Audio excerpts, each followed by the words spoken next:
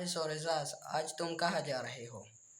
तो दोस्तों हम जा रहे हैं बाज़ार और वहाँ से लेंगे सेल्फी स्टिक और आपको वीडियो में भी दिखाएंगे कि हम वहाँ बाज़ार में जाएंगे।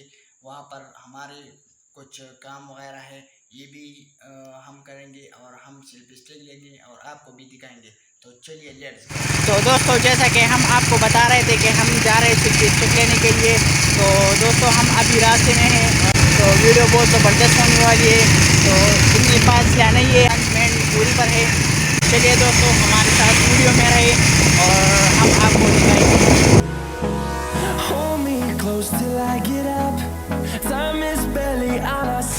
तो दोस्तों हमने यहाँ पर पेट्रोल डाल दिया और हम आज जा रहे हैं वहाँ पर बाजार है। तो दोस्तों हम जा रहे हैं।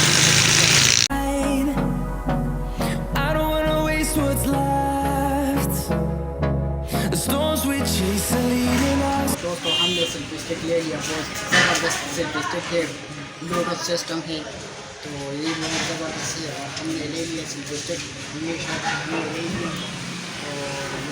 तो दोस्तों हमने सेल्फी स्टिक भी ले लिया है और माइक भी। तो दोस्तों यहाँ पर आए हैं, जूस वगैरह पी लेते हैं और फिर जा रहे हैं घर।